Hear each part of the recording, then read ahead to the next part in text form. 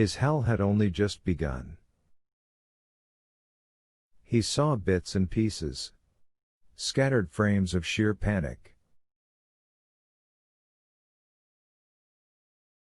He lay halfway between death and nightmare, begging for deliverance, but the pictures grew brighter in his mind.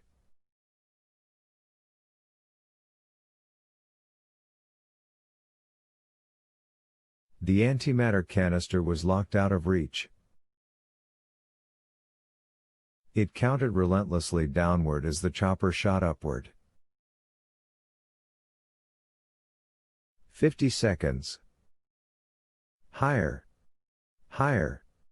Langdon spun wildly in the cabin, trying to make sense of what he had just seen.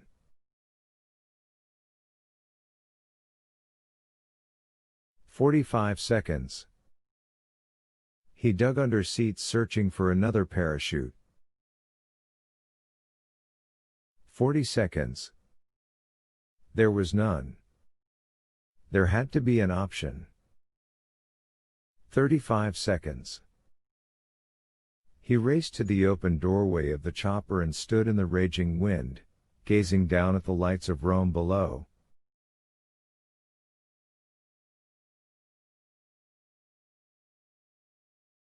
"32 seconds. And then he made the choice.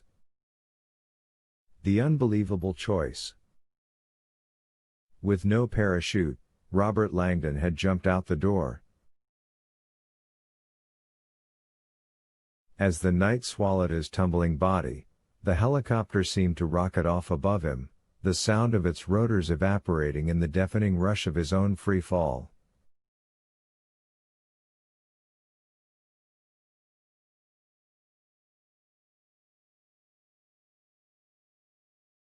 As he plummeted toward Earth, Robert Langdon felt something he had not experienced since his years on the high dive: the inexorable pull of gravity during a dead drop.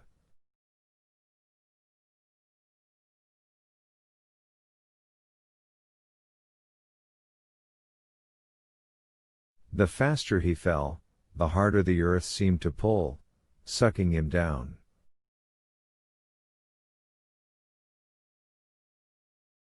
This time, however, the drop was not 50 feet into a pool. The drop was thousands of feet into a city, an endless expanse of pavement and concrete.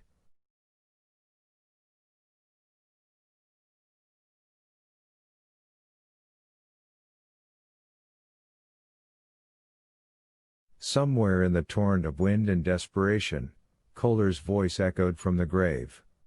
Words he had spoken earlier this morning standing at CERN's free fall tube.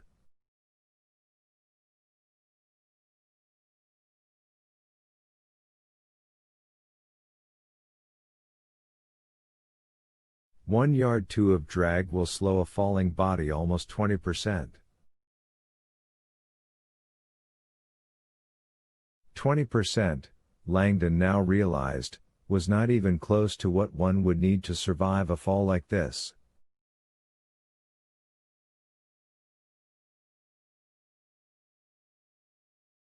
Nonetheless, more out of paralysis than hope, he clenched in his hands the sole object he had grabbed from the chopper on his way out the door.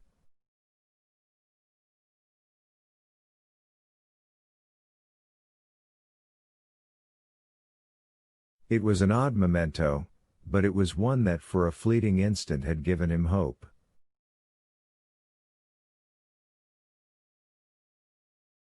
The windshield tarp had been lying in the back of the helicopter. It was a concave rectangle about 4 yards by 2, like a huge fitted sheet. The crudest approximation of a parachute imaginable.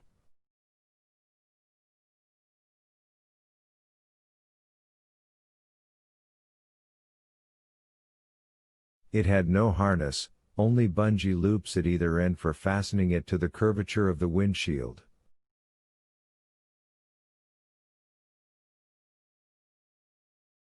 Langdon had grabbed it, slid his hands through the loops, held on, and leapt out into the void.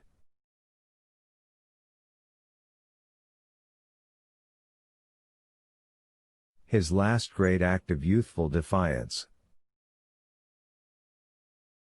No illusions of life beyond this moment. Langdon fell like a rock. Feet first. Arms raised. His hands gripping the loops.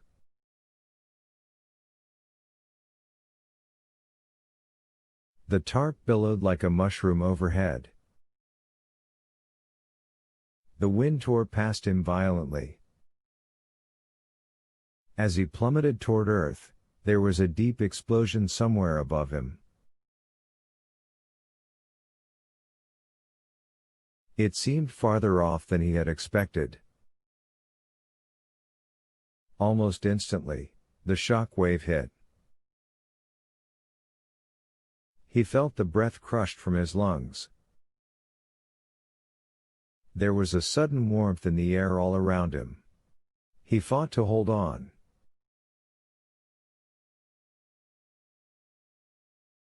A wall of heat raced down from above.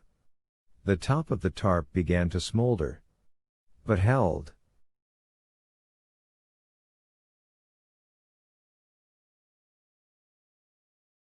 Langdon rocketed downward, on the edge of a billowing shroud of light, feeling like a surfer trying to outrun a 1,000-foot tidal wave.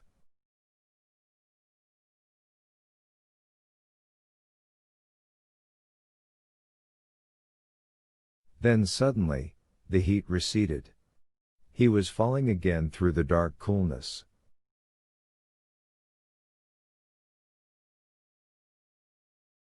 For an instant, Langdon felt hope. A moment later, though, that hope faded like the withdrawing heat above.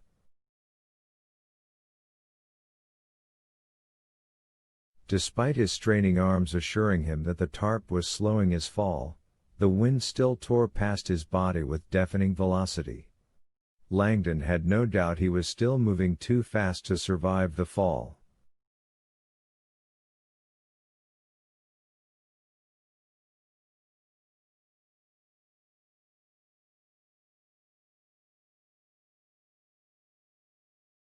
He would be crushed when he hit the ground. Mathematical figures tumbled through his brain, but he was too numb to make sense of them. 1 yard 2 of drag. 20% reduction of speed.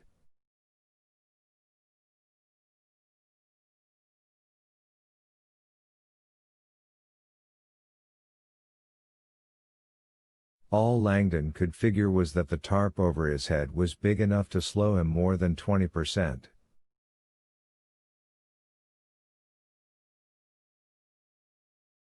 Unfortunately, though, he could tell from the wind whipping past him that whatever good the tarp was doing was not enough.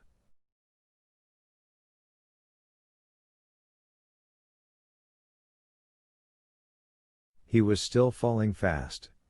There would be no surviving the impact on the waiting sea of concrete.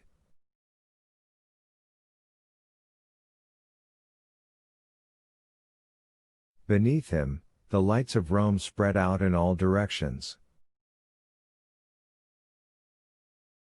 The city looked like an enormous starlit sky that Langdon was falling into.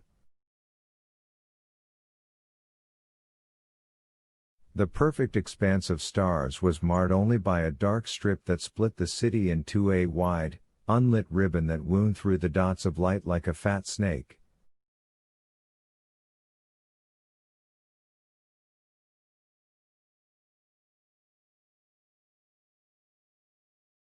Langdon stared down at the meandering swatch of black. Suddenly, like the surging crest of an unexpected wave, hope filled him again.